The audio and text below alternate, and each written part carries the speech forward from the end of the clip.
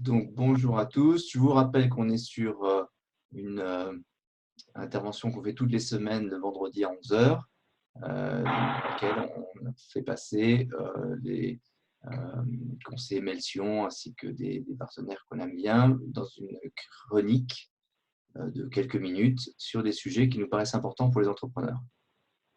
Donc, aujourd'hui, vous allez avoir dans quelques minutes Clotilde qui va vous parler d'optimisme. Tristan va faire un point sur un sujet technique de marketing intéressant. Patrick, je ne sais pas de quoi il parle, mais il sera précédé par Joe qui va continuer à nous parler des problèmes qu'on rencontre face aux vidéoconférences.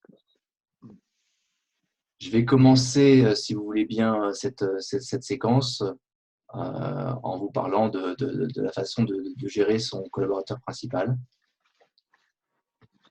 Et donc, nous vous proposons de réagir dans le chat pour poser des questions qui seront regardées et pour la plupart, nous essaierons d'y répondre à l'issue de chacune des présentations. L'ensemble de cette chronique devant nous amener probablement jusqu'à 1h15 après son démarrage, 1h10 après son démarrage. Jean-Christophe, si tu veux bien démarrer ta présentation, merci beaucoup. Alors, gérer son collaborateur principal, je vais vous dire la raison pour laquelle j'ai pensé qu'il était bon de vous en parler, c'est que j'ai surpris des entrepreneurs qui… Alors, attendez, pardon. Il va falloir mettre tout le monde muet. Voilà. Et qu'on coupe le micro à l'entrée et qu'on coupe le scarille. Voilà. OK. Donc, j'ai surpris des entrepreneurs qui traitaient mal leur collaborateur principal. Je vous ai trouvé une petite image qui est à la fois mignonne ou inquiétante selon l'âge de celui qui a peinturé le petit chat ou les petits chats.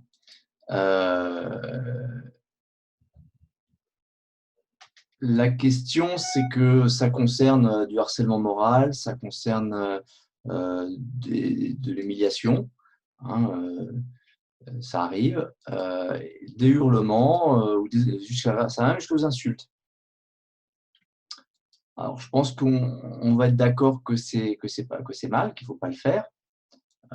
Et donc, pour ça, je vous propose un petit sondage. Hop, je lance le sondage. Est-ce que vous pouvez y répondre rapidement? Vous le voyez?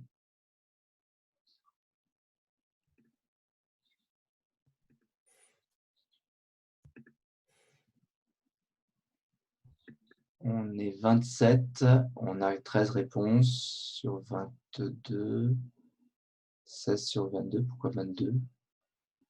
Il y a peut-être ceux qui sont sur téléphone. OK. Donc, on est à un 50-50 entre jamais et je regrette, mais ça m'est arrivé.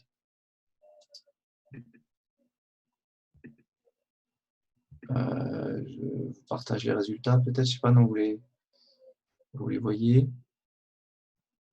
On les voit. 47-53, 47 jamais. OK, bon, ben, puisque tout le monde est d'accord sur le fait que c'est pas bien. Pourquoi est-ce que c'est pas bien? Parce que ça détruit l'individu, c'est pas efficace, hein, au contraire. Ça crée une relation qui devient improductive. Ça détruit celui qui insulte aussi, donc vous. Puisqu'en fait, vous perdez des occasions de vous améliorer dans la façon de passer les messages, et que en commençant comme ça, on devient capable de faire bien pire. Je vous rappelle les règles applicables pour bien gérer un collaborateur. Il s'agit dans un premier temps de bien de s'efforcer de le faire grandir. En effet, vous êtes jugé à l'aune de vos collaborateurs, hein, le fruit ne tombe pas loin de l'arbre. Et plus vous faites grandir vos collaborateurs, plus vous augmentez votre capacité à faire. Et on sait tous que pour les entrepreneurs, ce qui est important, c'est la capacité. Enfin, une des choses importantes, c'est la capacité à atteindre ses objectifs. Et donc, au total, faire grandir les collaborateurs, ça va vous faire grandir. Le deuxième point important, c'est le feedback immédiat. Un feedback, c'est un cadeau. Quand vous faites un feedback, vous faites le positif et le négatif. J'insiste sur le « et », puisqu'en fait, souvent, on fait un feedback, on sait qu'il faut faire un truc positif, et donc on dit « c'est super ce que tu as fait », et après, on dit « mais ». Et donc, il faudrait faire un gros effort pour dire « c'est super ce que tu as fait, et je te propose quelque chose, si tu veux, pour améliorer ». La raison de faire immédiat, c'est que le temps efface et corrompt le souvenir, aussi bien de votre côté que du côté de votre collaborateur.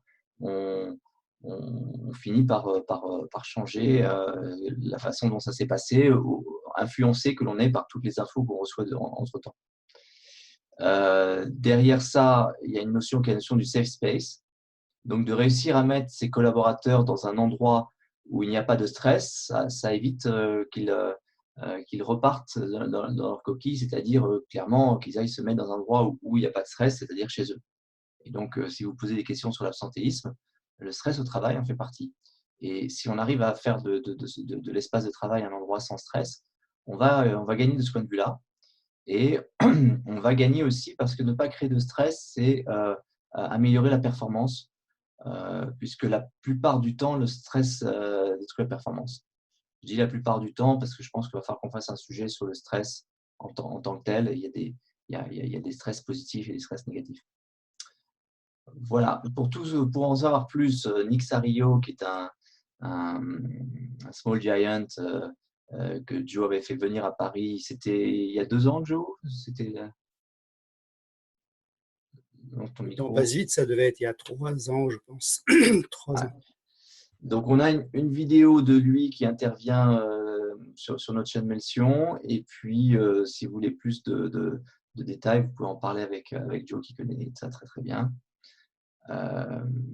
Ok, donc ça, on est tous d'accord que ce n'est pas bien de maltraiter son collaborateur. Alors, je voudrais vous mettre une quote. Est-ce que tout le monde comprend l'anglais? Vous devez vous traiter comme quelqu'un dont vous êtes responsable, que vous êtes responsable d'aider. Quand on regarde les gens qui reçoivent un traitement médical, l'observance est un sujet. Est-ce que les gens vont bien penser à prendre leurs médicaments? Quand votre chat est malade, en général, il ne va pas arrêter un jour sans prendre sa pilule. Pourquoi est-ce que vous ne traitez pas de la même façon votre personne de personnes dont vous êtes en charge, votre enfant, votre chat,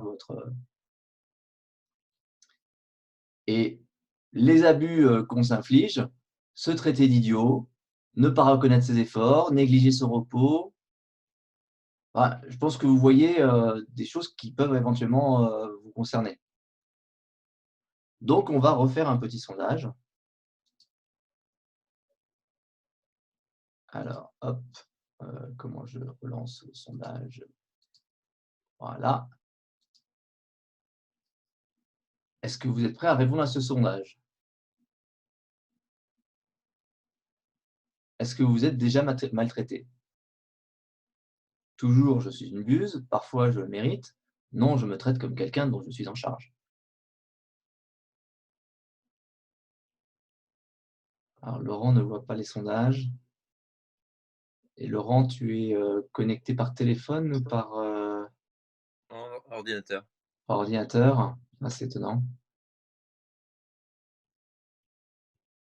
Ça m'a empêché de répondre jamais tout à l'heure. Et maintenant, tu aurais répondu quoi? Bon, donc je vois qu'on a 40% seulement qui se traitent comme quelqu'un dont il est en charge et qui ne se crie pas dessus. Donc, c'est différent de tout à l'heure, hein. Donc, je vais mettre fin au sondage. Je peux vous partager les résultats. Je ne sais pas si vous les voyez quand je les partage.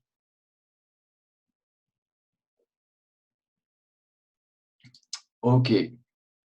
Donc, ce que je peux entendre comme réponse, c'est que oui, mais enfin, il faut pas se traiter non plus avec trop d'indolence. Il ne faut pas avoir de la, de la, de la facilité à son égard. Mais de la même façon que pour vos collaborateurs, vous leur devez de leur dire les choses, et notamment quand c'est bien, parce que la faiblesse ne passe pas, parce que le mensonge non plus, et que le mépris, c'est quand même ce qu'il y a de pire. Vous avez moyen en fait de vous traiter vous-même comme vous traitez vos collaborateurs avec les mêmes outils. Et l'outil principal que je vous recommande, c'est la naturalisation. La naturalisation, c'est le fait de transformer une action, quelque chose que vous avez fait, en votre nature. Je vais vous donner un exemple assez classique de façon de faire une naturalisation qui est une mauvaise naturalisation. Tu as menti, tu es un menteur. Dans le cas présent, tu as menti, je ne comprends pas, toi qui es si honnête, comment ça se fait que tu aies menti, comment tu feras la prochaine fois pour ne pas avoir menti. Donc, dénaturaliser les erreurs qu'on fait, naturaliser les actes intéressants qu'on a faits dans le sens de quelque chose qui nous intéresse, dans le sens d'une personnalité qu'on aime travailler en soi. Conclusion, il ne faut pas peindre ses chatons avec son feutre. Est-ce que vous avez des questions ?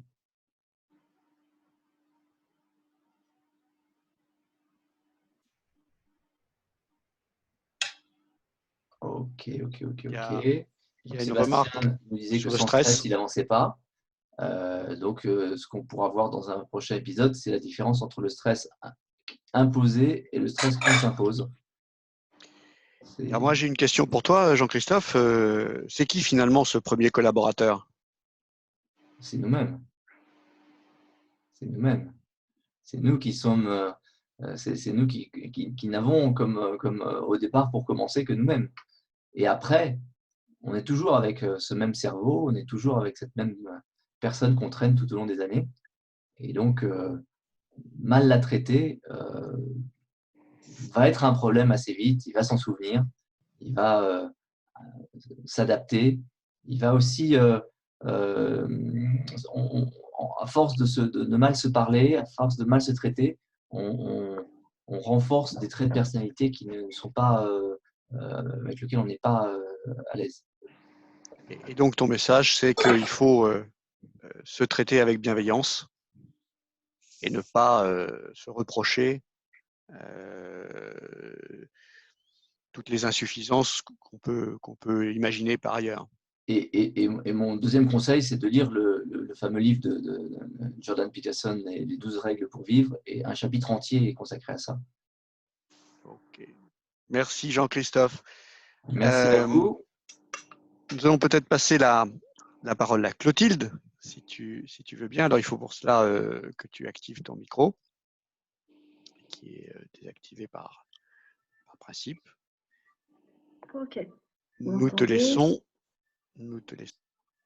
Ok, je vais partager mon écran. Hop.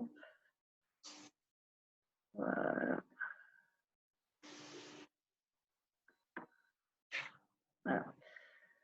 Bon, voilà, donc j'avais envie de vous parler d'optimisme aujourd'hui. Donc, bon, je le conçois que ce soit un peu provocateur de parler d'optimisme par les temps qui courent, mais bon, finalement, quand on y réfléchit bien, c'est à quoi ça sert de parler d'optimisme quand tout va bien et qu'on contrôle, qu'on maîtrise absolument la situation. Voilà, donc c'est peut-être un moment idéal pour en parler.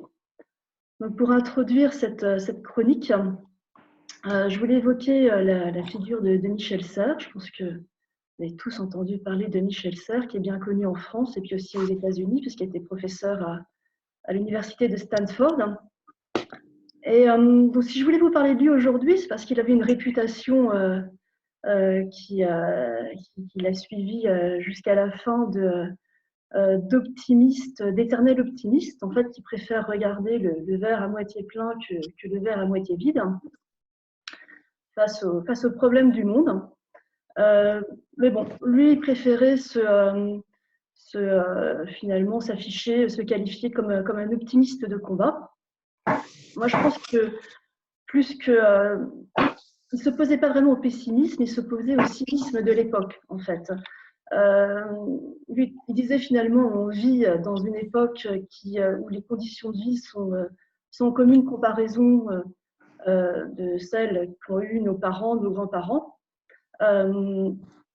Et donc, il faut garder quand même foi et espoir dans l'humanité. Voilà. Donc lui, finalement, sa posture, c'est de dire il faut se retrousser les manches et puis regarder les problèmes comme ils sont et essayer de les résoudre. Alors, évidemment, comme vous, quand j'ouvre le journal en ce moment, c'est pas non plus, on lit des chiffres qui sont abyssaux, on a l'impression d'avancer dans un océan d'incertitudes. On lit des chroniques ou autres qui sont plus, des opinions qui sont plus anxiogènes qu'autre chose. Voilà. Alors, ça peut sembler naïf, comme je disais tout à l'heure, de parler d'optimisme en ce moment, mais finalement, je pense qu'il ne faut pas confondre l'optimisme avec sa caricature, qui est tout va bien, ou si tout ne va pas bien aujourd'hui, tout va aller mieux demain, et puis la providence y veillera. Donc, effectivement, l'optimisme, c'est une posture qui est dangereuse quand on est confronté soi-même et puis ses proches à un risque maximal, à une absence de contrôle sur les événements. Donc, finalement, quand je suis dans cette situation, j'ai intérêt pour ma survie, pour celle des autres, à adopter une forme de pessimisme actif qu'on peut appeler du pessimisme défensif, donc qui peut se résumer par la formule suivante: je préfère craindre sans raison que de m'exposer sans précaution. Donc dans les situations extrêmes, la crainte finalement c'est une sorte de préalable à la survie. Voilà. Donc je vais pouvoir finalement faire preuve d'une sorte d'optimisme paradoxal, donc pour communiquer l'énergie autour de moi. Et je vais partir du principe que voilà, la situation est compliquée, ça va être dur, mais on va s'en sortir. On se retrousse les manches et on y va. Donc le pessimisme finalement qui pose problème, c'est plus le pessimisme on peut être qualifié de pessimisme passif, où on dit tout est foutu. Donc on voit bien le problème, mais finalement on va consentir au problème, on ne va pas lutter. Voilà. Et tout aussi dangereux, c'est son cousin, qui est l'optimisme passif, qui est, voilà, on va attendre, le soleil va briller, et puis la providence nous aidera. Et donc là, on préfère fermer les yeux et puis se bercer d'espoir illusoire. Alors finalement, on peut se poser la question, savoir quelle est notre orientation de fond. Est-ce qu'on est plutôt soi-même plutôt pessimiste, plutôt optimiste? En fait, dans chacun de nous, on a les deux qui cohabitent. Alors, je vais vous raconter une petite histoire qui est une histoire que j'ai reprise d'une conférence de quelqu'un que j'aime beaucoup qui s'appelle Philippe Gabillet, qui est l'histoire des deux dragons, en fait. Donc, il y a un dragon dans moi, il y a un dragon qui est optimiste, puis il y a un dragon qui est pessimiste. Alors, mon problème, ça va être de savoir quel est celui qui est maître de la maison, l'autre étant son serviteur. Voilà. Donc, si j'ai un dragon qui est pessimiste, qui est maître de la maison, et l'optimiste qui n'est que son serviteur, je vais avoir une vie qui va être un peu difficile, parce que je vais avoir tendance à croire que les malheurs durent longtemps, qu'ils vont saper tout ce que je vais entreprendre. À chaque fois que je rencontre une difficulté, j'en suis entièrement responsable. Voilà. Alors, en revanche, si j'arrive à dresser à l'intérieur de moi un dragon optimiste, en fait, je vais faire face au coup dur de manière parfaitement inverse. Je vais prendre les défaites pour des revers provisoires, je ne vais pas me le reprocher. Et puis, je ne vais pas me laisser démonter par l'échec. Puis, au contraire, je vais considérer la situation qui est difficile comme un défi que je vais devoir relever, comme une incitation finalement à me surpasser. Alors, ça ne veut pas dire qu'il va falloir museler le dragon pessimiste. Hein. Je pense qu'il faut l'utiliser comme un serviteur, voilà, qui est là pour intervenir au cas où. Alors, parce que des doses en fait de pessimisme bien compris, elles vont avoir une certaine utilité. Voilà. Donc finalement, nos deux dragons, on va pouvoir les réconcilier ensemble, ils ne s'opposent pas dans l'action, dans le fait de faire bouger les choses.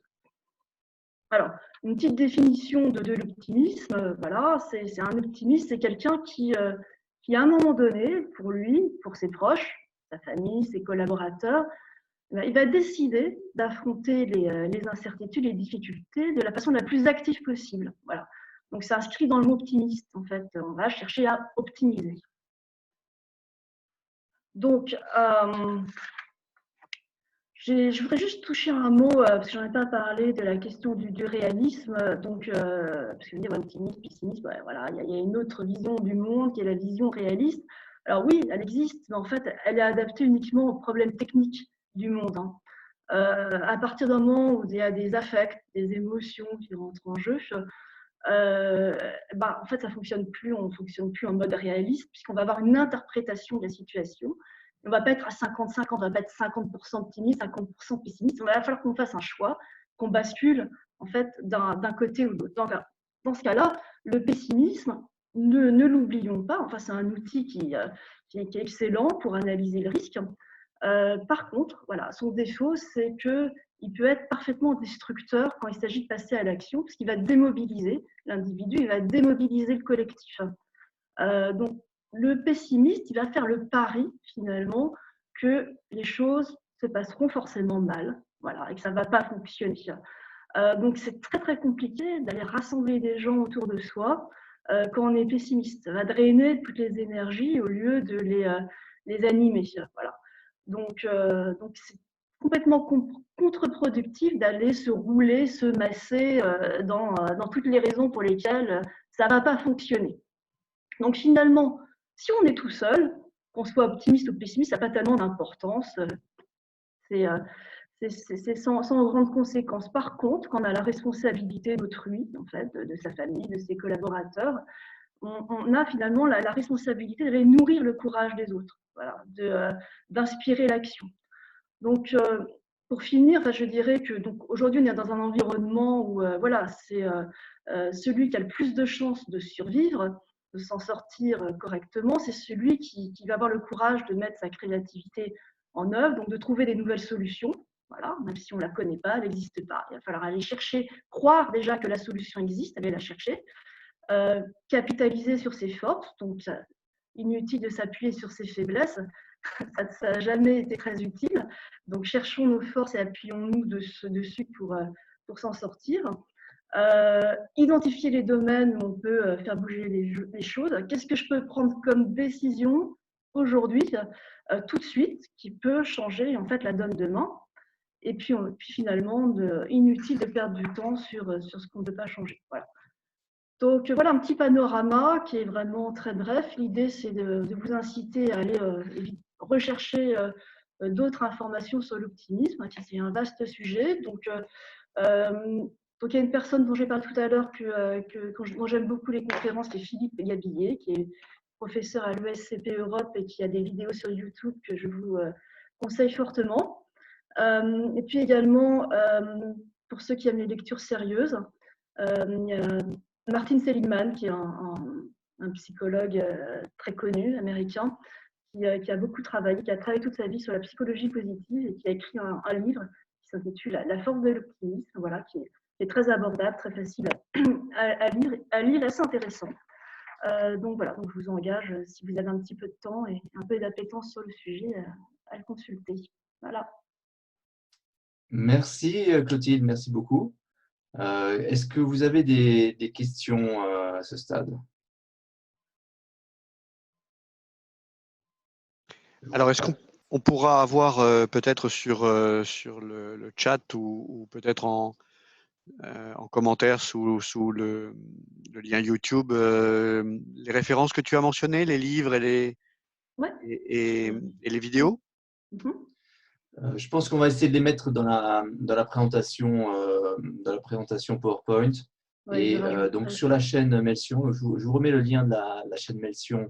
Et puis, c'est pratique parce que ça vous permettra en même temps de vous inscrire si vous n'êtes pas sur la chaîne. Vous avez toutes les vidéos que l'on fait qui se retrouvent,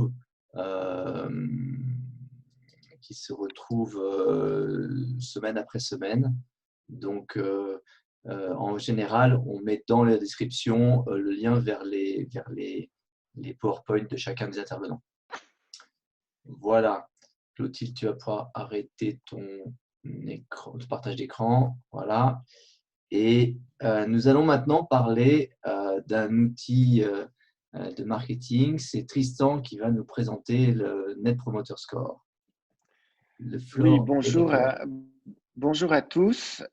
Après ces deux présentations de haut vol, apprêtez-vous à atterrir et attention au choc parce que ce que je vais vous présenter est beaucoup plus pratique et pragmatique. Je vais partager mon écran pour… Est-ce que vous voyez ma présentation? On voit très bien. Alors, aujourd'hui, on va parler de satisfaction client, de fidélisation et d'outils pour avancer dans ce domaine. Alors, comment est-ce que je passe au slide suivant? Voilà. Oui, alors comme vous le savez tous, la satisfaction client est un enjeu qui est absolument essentiel dans tout business. Sans satisfaction client, eh bien, on ne peut développer des business que extrêmement restreints. Et la satisfaction client, c'est un des marqueurs fondamentaux de la qualité, en particulier de la qualité perçue. Elle a donc un grand nombre de conséquences, en particulier la fidélisation des clients, mais pas seulement. Et dans le cas des business où on travaille de manière récurrente avec des clients, eh bien, elle évite l'évaporation, le churn, et donc ça peut avoir un impact considérable sur le business. Mais au-delà de ça, quand on a un niveau de satisfaction extrêmement élevé, ça permet d'engager les clients et l'idéal étant d'arriver à transformer les clients en ambassadeurs qui vantent vos mérites, qui vous recommandent auprès de leurs proches. Et donc, c'est un outil de développement commercial considérable. Par ailleurs, c'est un outil de capitalisation parce que une excellente satisfaction client, ça permet de consolider, voire de construire une marque et donc d'augmenter la valeur créée, le modèle économique, les revenus, les marges. Bon, il y a un exemple qui me vient en tête, c'est la marque Apple. Apple vend systématiquement les mêmes produits que la concurrence, mais il les vend beaucoup plus cher parce qu'il s'appuie sur une notoriété qui a été en partie construite grâce à la satisfaction client. Maintenant, comment savoir si ces clients sont satisfaits ou pas? C'est extrêmement délicat parce que c'est une notion essentiellement qualitative. Et donc, assez fréquemment, les entrepreneurs se contentent d'évaluer la satisfaction de manière instinctive. Mes clients sont contents ou ils ne sont pas contents, ou un tel est content, un tel est très content, un tel les moyens, de manière informelle ou au mieux sous forme de sondages ponctuels et partiels.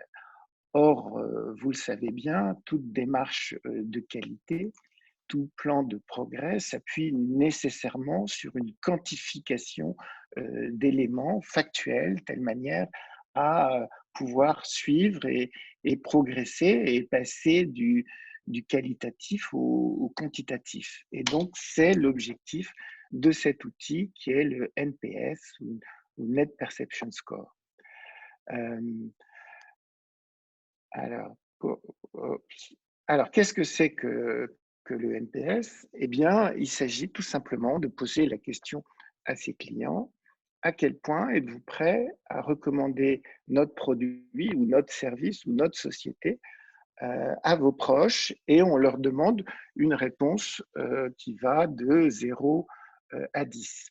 On nomme ceux qui répondent 9 ou 10 les promoteurs, on nomme ceux qui répondent 6 ou moins les détracteurs, et il y a une catégorie intermédiaire qui sont les neutres, qui répondent 7 ou 8. Et donc le NPS est un chiffre extrêmement simple. On prend le pourcentage de 9 plus le pourcentage de 10, on ne touche pas aux neutres, et on déduit les pourcentages de détracteurs. Voilà un exemple très simple. Vous avez interrogé plusieurs milliers de personnes, vous avez les réponses de toutes les personnes, vous calculez les pourcentages dans chacune des catégories et vous additionnez les promoteurs. Vous ne prenez pas en compte les neutres, qu'on appelle aussi passifs, et vous soustrayez les détracteurs et vous arrivez à un chiffre, en l'occurrence ici, un chiffre de 51. Alors, quelles sont les échelles de valeur? D'abord, par construction, il est compris entre moins 100 et 100. Moins 100, tout le monde est détracteur. Plus 100, tout le monde est promoteur. Et on arrive à des échelles statistiques indicatives. Si c'est négatif, c'est mauvais. Entre 0 et 20, c'est plutôt médiocre. Entre 20 et 30, ça commence à s'améliorer, être moyen. Au-dessus de 30, c'est bon. Au-dessus de 50, c'est très bon. Et au-dessus de 60, c'est plutôt excellent. Maintenant, il faut garder en tête que c'est des chiffres qui varient avec les pays et les cultures. Par exemple, aux États-Unis, tout est dramatique ou exceptionnel, et donc on arrive souvent à des NPS supérieurs. C'est aussi lié à l'âge. Il se trouve que les plus jeunes sont les plus critiques et les plus expérimentés sont souvent de meilleure appréciation. Et donc, c'est un indicateur qui a une valeur en soi, mais qui a surtout un usage relatif, comme par exemple suivre l'évolution de son NPS dans le temps, le comparer à celui de ses concurrents et aussi à celui de son secteur. Parce que c'est aussi un des intérêts de cet outil quantifiable, c'est qu'il y a des statistiques qui sont faites régulièrement et qui donnent des moyennes de SPS par secteur d'activité. Par exemple, on voit que les FAI, on trouve très souvent des NPS qui sont très mauvais. On peste toujours contre ce FAI, contre le débit qui n'est pas bon, contre les plantages, contre les bugs, et on arrive à des valeurs moyennes qui sont souvent très faibles. A contrario, il y a par exemple des vendeurs d'automobiles qui ont souvent des FAI. On est fanatique de BMW, de Toyota ou de Tesla. Et donc, il y a dans chaque industrie des moyennes, des écarts types. Et donc, il est intéressant de pouvoir se comparer à eux. Donc, ces valeurs intrinsèques sont liées souvent au modèle économique des industries. Quand on est un FAI, on facture 20 ou 30 euros par mois. On joue sur la récurrence, on joue sur le fait qu'il y a 2, 3, 4 compétiteurs et guère plus. Et donc, la qualité de service est souvent quelque chose qui passe après la rentabilité immédiate. Toutes les grandes marques testent régulièrement leur NPS auprès de leurs clients. J'ai évoqué Apple, dont une enquête de NPS a donné un chiffre de 89. Je crois que le record est détenu par Tesla, dont une enquête NPS a donné un résultat de 97. Alors, il faut voir que ça fluctue dans le temps. Ce chiffre a été obtenu au début de Tesla. Aujourd'hui, je crois qu'il y a une autre enquête qui a été faite et qu'il est nettement plus modeste que ça. Mais en tout cas, c'est un fait acquis que toutes les grandes marques utilisent systématiquement cet indicateur. Alors, comment l'utilise-t-on? Comment le met-on en place? L'idée, c'est d'interroger ses clients, idéalement à l'issue d'une interaction, parce que vous êtes en contact avec eux, vous venez d'interagir, ils ont en tête et ça permettra d'avoir quelque chose d'un peu plus objectif. Le deuxième point important, c'est de coupler avec une question ouverte. Le NPS est une question fermée, 0 à 10, et de coupler avec une question ouverte.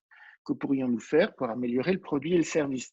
Généralement, quand les gens ont répondu, eh bien, ils embrayent et ça permet d'avoir des feedbacks. On a vu avec Jean-Christophe que les feedbacks étaient des cadeaux et que c'est vraiment l'occasion d'en récupérer. Quelles sont les difficultés que vous avez rencontrées, etc., etc. Ensuite, le mettre en place de manière récurrente. Parce que comme on a vu, l'intérêt de cet indicateur, c'est de le suivre dans le temps. Donc, il ne faut pas le faire trop souvent parce qu'on pourrait lasser ses clients, mais le fait d'avoir un rythme adapté paraît important.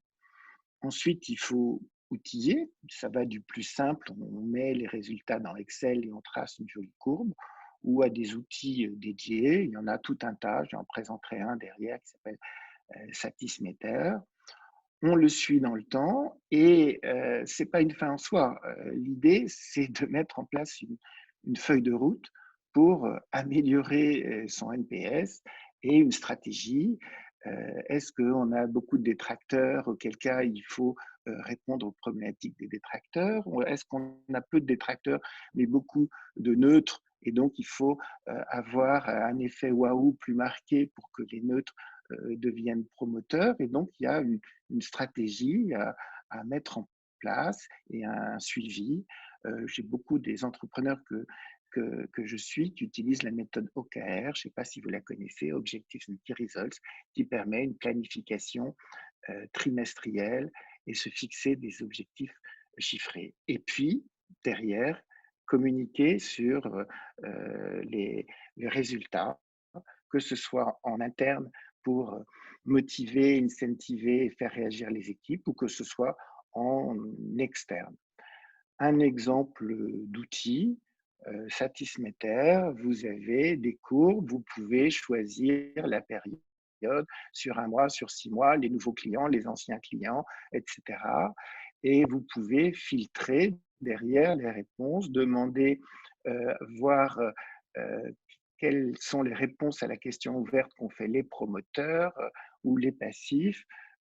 Voilà un exemple d'un de mes clients qui comment est-ce qu'on peut améliorer? Est-ce que vous pourriez faire comme ci, comme ça? Attention, c'est pas assez intuitif, le chargement est parfois long, les créas sont limités, etc., etc. Et là, j'ai demandé dans cet outil, parmi tous les détracteurs, tous ceux qui ont laissé des commentaires pour pouvoir m'inspirer de tout ça. Pourquoi le NPS? Là, j'en profite pour citer Paul Valéry.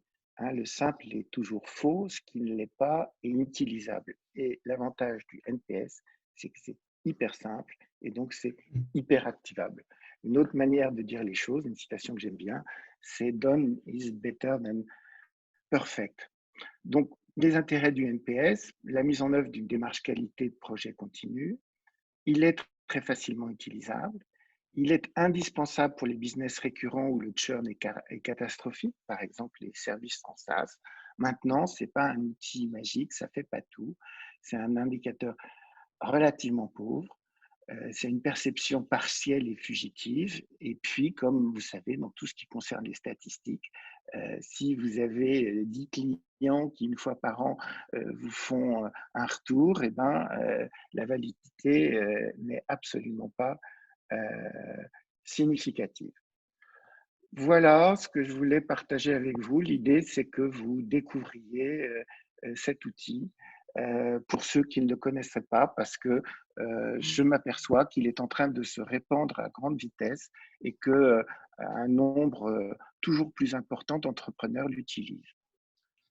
Alors Tristan, tu as une question de Saba qui demande quand on a des clients récurrents en petit nombre, qu'est-ce que serait la bonne régularité pour ne pas se lasser, pour ne pas les lasser? Et qu'est-ce que tu recommandes comme usage du NPS pour les… Comme je le disais, je pense que ce qui facilite et ne gêne pas les clients, c'est quand on le pose à l'issue d'une interaction. Par exemple, on ne sait pas si c'est un produit ou un service. Si c'est un service, on a livré un service, et ben, à l'issue de la livraison, et ben, euh, euh, on, euh, on- Le pape de excusez-moi, son chat, Tristan, t'as dit. on en profite. Là, maintenant, c'est à vous de savoir quelle fréquence adopter. Si vous avez des interactions toutes les semaines et que vous posez toutes les semaines la question, c'est clair que ça ne passera pas. Euh, voilà, donc c'est au cas par cas, mais ma recommandation, c'est à l'issue d'une interaction avec le client. Merci, Tristan. Alors, Joe, ça commence à être un peu long, cette vidéoconférence.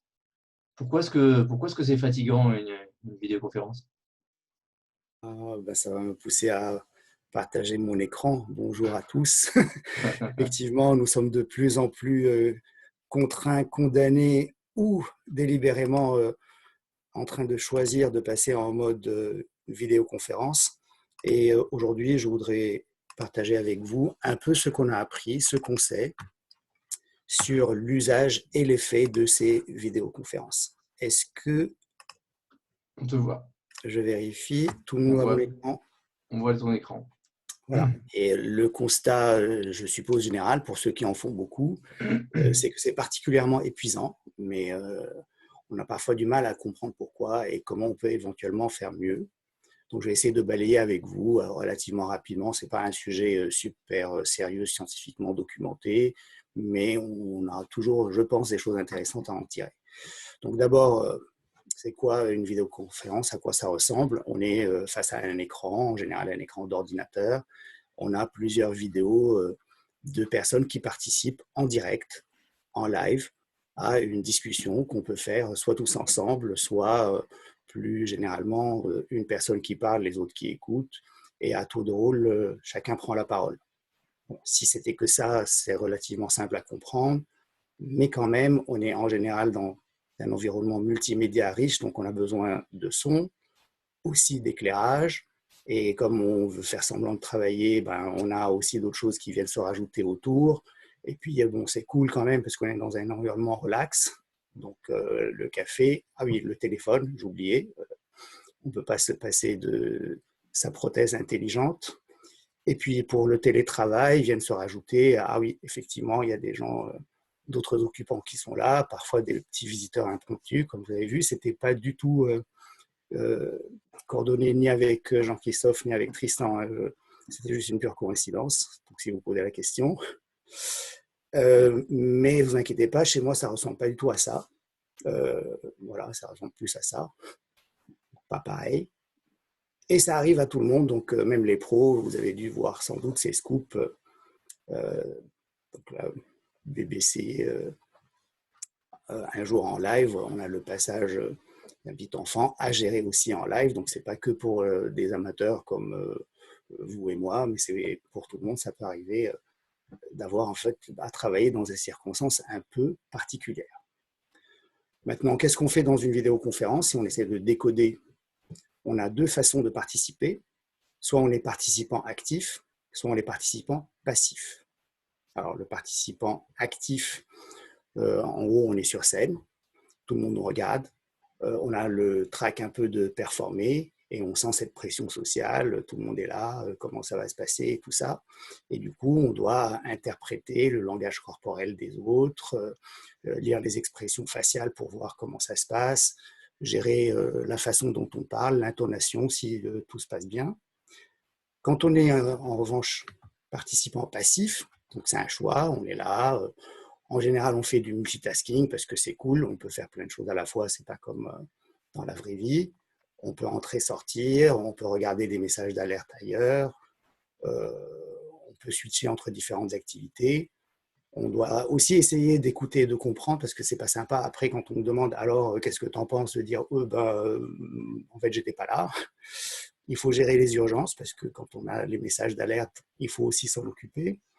Et puis il faut s'adapter à des conditions particulières parce qu'on a une liberté un peu restreinte, même si on peut éventuellement faire des choses à côté en parallèle, ce n'est pas fait complètement en toute liberté, comme si on était autorisé et que ça faisait partie de ce qu'on attendait de nous. Donc tout ça fait que ça requiert une attention plus élevée que ce qu'on fait d'habitude. Et puis, il n'est pas forcément très simple de se relaxer et de faire tout cela tranquillement. Alors, comment ça se passe? Est-ce que c'est plutôt comme dans la vraie vie? Parce qu'on dit, oui, finalement, la vraie vie, c'est ça. En fait, non, ce n'est pas tout à fait pareil. D'abord parce que quand on regarde une multitude de visages en gros plan, ben, dans la vraie vie, on le fait rarement, mais en tout cas pas de façon aussi proche. En général, on a une espèce de pudeur ou de timidité qui fait qu'on ne regarde pas les gens à cette distance-là et pas autant de personnes à la fois. Et le fait qu'une seule personne parle et que tout le monde écoute, c'est pas tout à fait naturel non plus. En fait, c'est pas vraiment le cas dans la vraie vie. Il se passe des choses aussi à côté. On n'est pas muselé comme là, on peut pas parler parce qu'on nous a coupé le micro. En fait, bon, il y a plein de choses qui contraignent. Donc, je parle de l'aspect psychologique des choses. Il y aura aussi d'autres aspects à voir que vous connaissez sans doute. Et puis, comme en permanence, on doit observer son langage corporel, on se surveille un peu plus que d'habitude. Et tout ça fait qu'on s'exprime d'une façon qui n'est pas tout à fait naturelle comme on fait dans la vraie vie. Alors, il y a aussi une étrange dualité à ces vidéoconférences, parce que c'est à la fois une fenêtre, donc on peut faire quelque part le voyeur à regarder les autres, parce qu'on voit bien comment ils se présentent, comment ils s'expriment, leur espace de travail et tout ça. Et en même temps, c'est un miroir, parce que bon, une de ces images, ben, c'est nous-mêmes. Et du coup, on va surveiller sa posture. Est-ce qu'on est bien cadré? Est-ce que j'ai la bonne expression? Est-ce que dans mon paysage, tout se passe bien, etc. Et du coup, on doit en permanence faire attention à soi-même, mais aussi aux autres. Et je vous passe ceux qui doivent aussi surveiller les questions dans le chat. Est-ce que quelqu'un a fait une réflexion qui doit impacter le cours des choses ou pas, etc. Donc, c'est beaucoup plus de travail que dans la vraie vie, déjà intellectuellement parlant. Et tout ça, donc, du coup, fait que la communication est plutôt assez artificielle et différente de ce qu'on fait dans la vraie vie. Alors, comment cela affecte le cerveau? Alors, il y a des études assez intéressantes qui ont montré que les gens sont plus à l'aise quand ils n'ont pas de contact visuel, même quand ils sont en vidéoconférence que quand ils l'ont. Alors, c'est intéressant. Et ça a été démontré par les neuropsychologues, parce que quand on a à la fois ce contact visuel qui fait qu'on pense qu'on est proche, la déprivation de sensations physiques de présence, en fait une dissonance cognitive qui fait que quelque part le cerveau est perturbé, on est proche, mais en fait on ne l'est pas. Quand on est entouré de personnes, on se comporte habituellement, socialement d'une certaine façon, mais là, ce n'est pas tout à fait la même chose, parce que on peut le faire autrement. D'ailleurs, vous allez voir, le cerveau doit gérer en fait des choses différentes quand on est absent physiquement, mais présent mentalement, on va dire. Et un des exemples en fait qui peut illustrer ça, parce que c'est pas que cognitif, mais aussi physique. Ça, c'est sans doute des images que vous connaissez, un professionnel qui fait un live et qui paraît tout à fait pro comme on aurait pu le voir à la télé. La réalité, ben, c'est un peu celle-là. Donc déjà une première dissonance entre le haut et le bas, comme vous pouvez le voir. Et donc intellectuellement, ben, c'est déjà très perturbant.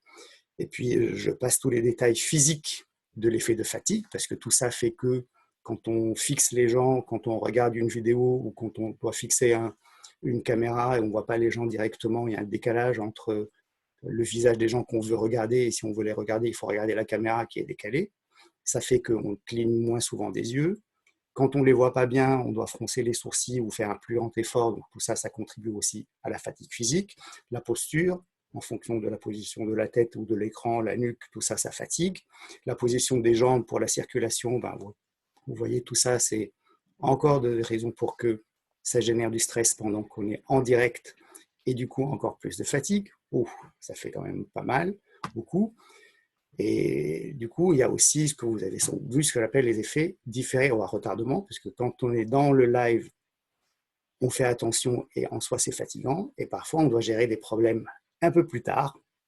Vous avez vu sans doute récemment dans la presse un journaliste où effectivement on a dévoilé cette dissociation entre le haut et le bas, Et du coup, ça fait que par la suite, il faut se justifier, répondre aux critiques sur les réseaux sociaux, aller voir son patron pour expliquer finalement pourquoi c'est arrivé et pourquoi je vais être viré ou qu'on me donne une deuxième chance. Et puis d'autres qui sont un peu plus délicats ou différents, qui arrivent quand même. Et puis ça peut générer du stress parce qu'il faut s'expliquer, des scènes de ménage, mais bon, j'en passe. Du coup, tout ça, c'est fatigant. Alors, comment faire en fait? Déjà, d'abord, on peut se poser la question, est-ce que les conversations sont de meilleure qualité quand on est en vidéoconférence par rapport à des discussions normales qu'on aurait pu avoir par téléphone ou éventuellement par la voix, mais sans tout le reste qui aurait pu épargner effectivement beaucoup de situations embarrassantes et beaucoup de situations fatigantes en matière de concentration, d'observation de ce qu'on fait, etc. Eh bien, la réponse, elle est différente selon si vous connaissez bien les personnes ou pas. Si c'est des personnes que vous n'avez pas l'occasion de voir dans la vraie vie, on va dire, et que c'est le meilleur moyen ou le seul moyen de les voir, là, c'est une amélioration par rapport à l'alternative qui est seulement la voix. En revanche, si c'est des personnes qu'on voit régulièrement, avec qui on peut interagir plus en physique, on va dire en face à face, c'est souvent une dégradation de la qualité. Et du coup, c'est pas un problème de technologie, mais un problème de contexte. Selon le contexte, est-ce qu'on peut faire mieux ou pas? On va essayer de prendre le meilleur avec les contraintes que ça représente. Quelles sont les recommandations? Vous en doutez, les recommandations ne sont pas les mêmes si vous êtes un participant actif, donc comment vous rendre la tâche plus facile, ou si vous êtes un participant passif. Donc pour les participants actifs, bon, ça va de soi, ne pas enchaîner les vidéoconférences les unes après les autres. Si vous remplissez la journée de rendez-vous, ne les faites pas tous comme ça. Donnez à votre cerveau la chance de se poser quand même entre deux meetings, donc faire des pauses. Prendre des notes à la main, ça aide à se concentrer et à mieux comprendre et retenir d'ailleurs ce qui se passe. Donc c'est aussi une façon de justifier un engagement et de s'y contraindre. Essayez de changer de décor. Donc, surtout quand vous êtes dans le même espace pour travailler et un espace de vie. Donc, du coup, changer le décor, l'éclairage, l'habillage éventuel autour. En tout cas, essayez de switcher entre espace travail et espace de détente ou espace de vie. Faire des pauses. Donc, là, se déconnecter à la fois pour les gens, pour prendre un peu d'air, un verre d'eau, faire une petite marche. Donc, tout ça, ça permet de se relaxer aussi physiquement. Et puis, n'hésitez pas à alterner entre les vidéoconférences et les conférences purement téléphoniques ou éventuellement convenir de couper la vidéo quand tout le monde est d'accord. Ça peut être quelque chose qui fonctionnerait bien parce que la symétrie est aussi importante. Ça peut être très perturbant d'avoir une asymétrie entre ceux qui sont contraints parce qu'ils ont leur vidéo et tout l'environnement à gérer, et d'autres qui sont là, plus en retrait, qu'on ne voit pas, avec des initiales ou seulement un prénom, ou parfois juste un nom de code, et forcément pas la sensation de présence ou d'engagement de la même façon. Pour les participants passifs, c'est comment, en gros, rendre la vie plus facile aux autres, parce qu'on essaie de s'avantager soi-même, ce qui est peut-être une bonne chose, mais en fait, ça peut rendre les choses plus difficiles par rapport aux autres qui sont actifs. Donc, quand on est passif, si tout le monde l'était, ça ne se passerait pas. Donc, il y a un minimum peut-être à faire pour que l'intérêt ou le résultat des vidéoconférences soit optimisé pour tout le monde. Donc, minimiser les entrées-sorties, bon, ça va sans dire. Se conformer aux autres. La symétrie est quelque chose de très important entre comment on s'affiche, comment on se présente, donc d'être quelque part à un pied d'égalité. Donc, ça facilite en tout cas la tâche aux autres. Avoir un bon éclairage, donc, ça va sans dire. Donc une bonne luminosité, pas d'effet de contre-jour, permettre aux autres de voir l'expression de votre visage, c'est pour ça qu'on est là, parce que sinon, si on ne le voit pas, en fait, on sent une présence, mais c'est très perturbant de ne pas comprendre ce que la personne veut exprimer. L'arrière-plan neutre, moins ça bouge, mieux c'est, donc pas de téléphone à la main, ne pas se déplacer pendant qu'on fait une vidéoconférence, pas de laptop non plus sur les genoux parce que la respiration seule fait que ça bouge et ça peut éventuellement perturber les autres. Et puis maîtriser son entourage, le moins d'interférences possible entre la famille, les enfants, les conjoints ou des collaborateurs, les visiteurs surprises, en fait, tout ça, forcément, ça peut aider. En revanche, les chats sont autorisés, on est d'accord. En revanche, les chats sont autorisés, n'est-ce pas? Les chats sont autorisés, pas les chiens. Mm. Voilà, donc j'ai fini avec ce que je voulais partager avec vous.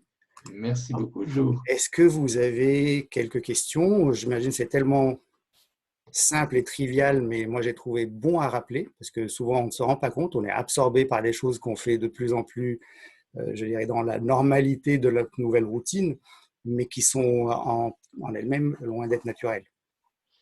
J'ai une question pour toi, Joe. Quelle est la durée limite d'une visioconférence Zoom, disons lorsqu'on est tous actifs, hein, c'est une forme de réunion avec des collaborateurs ou des clients ou des partenaires. Y a-t-il une idée du moment où c'est trop long, par exemple? J'ai cherché des études sur les durées optimales, et ce que j'ai vu, c'est essentiellement des retours d'expérience et dans des configurations en fait différentes. Il y a la configuration, on va dire, de maître de conférence. Donc, tous ceux qui donnent des cours, des formations, où c'est une personne qui parle, tous les autres qui assistent, ça peut être des centaines de personnes ou des milliers de personnes, eux ne se voient pas, mais ils assistent et du coup, on ne sait pas si l'audience est là ou si on la perd. Tous recommandent qu'entre 12 et 15 minutes, si on veut garder son audience, d'interagir avec l'audience, soit en posant des questions, soit en les interpellant d'une façon ou d'une autre, mais en tout cas, faire une coupure qui va, en tout cas, casser le rythme, sinon ça devient trop monotone et quelqu'un qui a décroché a du mal à rattraper. Deuxième recommandation, c'est régulièrement, si c'est un continu, un flux continu, rappeler où on est dans le processus pour permettre à ceux qui ont décroché à un moment donné de revenir rattraper le wagon. Okay, donc ça, c'est dans les modèles, je dirais, unidirectionnels essentiellement, même s'il y a un peu d'interactivité, et à grande échelle. Dans les réunions, tout le monde est d'accord que 40 minutes, c'est pratiquement la limite. Et au bout de 40 minutes, il faut se donner un espace de respiration ou d'échange, en tout cas une forme de pause et éventuellement interactif pour réengager tout le monde. Et après, combien on peut aller, j'ai vu des gens qui passent la journée entière entrecoupés de pauses. À mon avis, c'est faisable, mais sans doute extrêmement fatigant. Merci. Merci beaucoup, Joe. Merci, merci. Donc, nous allons maintenant avoir les chroniques de Patrick qui va nous parler de l'interaction humaine au travers de la conversation. Un sujet profond pour bien finir cette réunion. Alors, allons-y. Est-ce que ce serait comme ça? Ben voilà. Donc moi, je vais essayer de parler aujourd'hui d'une conversation que j'appelle impactante, mais vous verrez qu'il y a plusieurs façons de l'appeler et chacun pourra à la fin choisir le terme qui lui convient le mieux. Pour commencer, je voudrais vous rappeler que de la qualité de nos conversations dépend la qualité de nos décisions. Et la qualité de nos décisions, à son tour, affecte la qualité de nos résultats. Il y a un terme que j'aime beaucoup, terme américain, difficile à traduire en français, c'est meaningful conversation.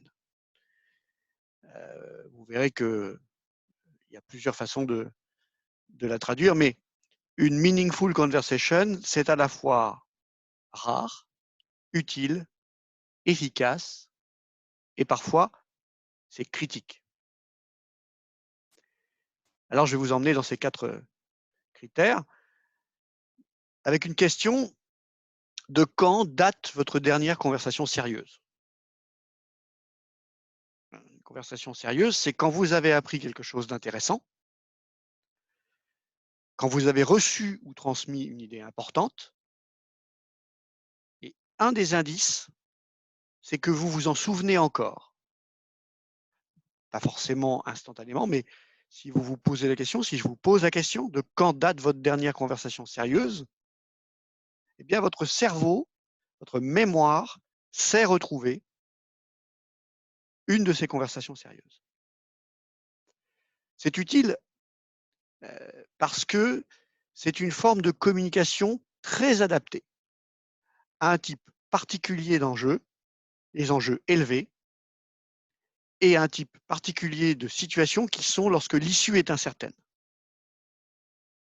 Et en cela, elle se raccroche aux autres typologies de communication que vous pouvez utiliser dans votre vie de tous les jours, mais elle met la conversation sérieuse ou impactante à part. Elle a une certaine place, elle a une certaine importance, parce que c'est l'outil adapté dans les situations à fort enjeu dans lequel on n'est pas certain de la solution. Elle est efficace, et pour vous le prouver, je vais prendre le contre-pied. Alors, pourquoi faire une conversation sérieuse? C'est vrai, puisque j'ai tout le temps raison. Pourquoi perdre du temps à discuter? Évidemment, si vous croyez que vous avez raison, ce n'est pas la peine de rentrer dans une conversation. Ce n'est pas la peine non plus de rentrer dans une conversation lorsqu'il n'y a pas de complexité, ou si vous pensez que la complexité n'existe pas. Et puis, pourquoi converser si je n'ai pas envie de m'exprimer? J'en pense pas moins, mais je ne vais rien dire. Et c'est là qu'on voit que on est tous, de temps en temps, dans une de ces situations où on croit qu'on a raison, où on nie la complexité et où on ne s'exprime pas alors qu'on devrait le faire. Eh bien, je pense que c'est parce qu'on ne maîtrise pas cette conversation et qu'on ne comprend pas que c'est le meilleur outil, le plus efficace, qu'on ne l'utilise pas. Et quand on ne le fait pas ou qu'on le fait mal, eh bien, c'est parfois critique. Et là, c'est parfois grave. L'exemple, c'est Challenger, la navette qui explose 73 secondes après son décollage. On découvrira plus tard que c'est dû à un problème technique, les fameux joints en haut qui sont affectés par le froid. Or, il a gelé en Floride la veille du lancement de Challenger. Et ce qu'on ne sait pas, c'est qu'il y a eu une conversation de plus de 3 heures entre le fabricant du joint et les ingénieurs de la NASA la veille. Pendant ces 3 heures de conversation, les ingénieurs fabricants vont de façon répétée expliquer qu'il y a déjà eu des problèmes dans des circonstances similaires, qu'il ne faut pas lancer, qu'il ne faut pas, parce que le risque de fuite de carburant peut mener à une explosion catastrophique. À la fin de ces 3 heures de conversation, la NASA va demander au fabricant de ce joint de lui envoyer des documents prouvant qu'il n'y a pas de risque. C'est-à-dire que la conversation n'a été qu'une suite de contestation de la part de la NASA des arguments techniques des ingénieurs en refusant de les écouter et en refusant de changer leur point de vue. Alors, il y a un indice, c'est que le lendemain, c'est le discours sur l'état de l'Union du président des États-Unis et que le président des États-Unis a décidé qu'il parlerait du lancement de cette navette. Je rappelle qu'à l'intérieur de cette navette, en plus des astronautes, il y a une institutrice, que ça avait fait à l'époque, c'est bien avant les réseaux sociaux, beaucoup de médiatisation, parce que c'était la première fois qu'on emmenait l'éducation dans l'espace. Elle était censée s'adresser aux élèves depuis son vol, faire quelques petites expériences, etc. Donc il y a une énorme pression médiatique. Je vous indique en lien, il faut aller l'écouter, il est passionnant, le TED de John O'Leary, The Importance of Good Conversation. C'est un des exemples qu'il développe. Et bien entendu, on voit bien que l'absence d'une véritable conversation dans un contexte à fort enjeu peut avoir des conséquences terribles. Alors, est-ce qu'il y a un meilleur moment qu'aujourd'hui pour avoir des conversations approfondies? Eh bien non, c'est le moment idéal. D'abord parce que la situation est floue. Celui d'entre nous qui sait comment les choses vont évoluer dans les prochaines semaines, bravo pour lui. Pour les autres, c'est plus difficile. Ensuite, les décisions qu'on va prendre ou ne pas prendre maintenant auront des impacts forts. Enfin, il faut tester vos idées et vos croyances. Et notamment, je vous propose de partir du point de vue qu'il y a des insuffisances dans votre raisonnement et que votre obligation intellectuelle, c'est de les chercher. Autrement dit, essayez d'éliminer vos propres biais, vos croyances, vos certitudes. Allez chercher la contradiction et surtout, essayez de voir où sont les trous dans vos raisonnements. Parce qu'il y en a forcément. Ceux qui me connaissent bien savent que j'ai d'ailleurs à ce sujet une théorie sur le cerveau, qui est un silex. Et non seulement je le dis, mais j'en ai la preuve, c'est que quand vous frottez des cerveaux les uns contre les autres, vous pouvez éventuellement faire jaillir des étincelles. Ce qui prouve bien, n'est-ce pas, que c'est la bonne matière pour décrire ce que vous avez entre les oreilles. C'est le bon moment pour avoir des conversations approfondies, sérieuses. Et ma conclusion est la suivante. Ça n'est pas naturel, parce que ça demande d'accepter d'être fragile, alors que dans notre rôle d'entrepreneur, on est souvent tenté d'être celui qui sait. Et c'est vrai, il faut qu'on partage la vision, il faut qu'on donne les objectifs, mais oui, mais tout cela, ça se fait collectivement. Donc, soyez curieux, soyez humble, entourez-vous, n'éliminez pas autour de vous ceux qui ont la désagréable attitude de questionner vos certitudes. Apprenez à le faire sans émotion excessive, apprenez à avoir, en résumé, de meilleures conversations. Au plan professionnel, bien sûr, au plan personnel également. Nous avons toutes et tous des dizaines de conversations que nous n'avons pas démarrées avec les gens qui nous entourent. C'est notre responsabilité de nous améliorer, de faire mieux parce que, comme je vous l'ai dit, il y a des résultats extraordinaires au bout de ce processus et plus vous maîtriserez évidemment ce processus, plus ce sera simple. Donc, je le redis, il n'y a pas de meilleur moment que maintenant pour commencer à vous mettre dans cette zone d'inconfort. Je prendrai volontiers quelques questions. Merci Patrick. Alors, qu'est-ce que nous avons comme question? Donc, Jean-Claude nous parle de Morton Thiokol. Absolument. C'est le fabricant du fameux joint qui a fui pendant l'accident de Challenger. Et donc Jean-Claude nous rappelle que c'est cette même difficulté qu'il y a à accepter ces erreurs que la NASA a eues. On est en train de le voir avec Boeing et le 737 MAX. Je vous rappelle le sinistre industriel que ça représente. Tous les 737 MAX qui ont été produits sont au sol depuis maintenant 1 an et demi, ainsi que tous ceux qu'ils ont continué à construire en espérant que ça allait à nouveau être autorisé à redécoller. Ça représente plusieurs centaines d'appareils qui sont scotchés au sol, qui s'abîment et qui voleront probablement jamais.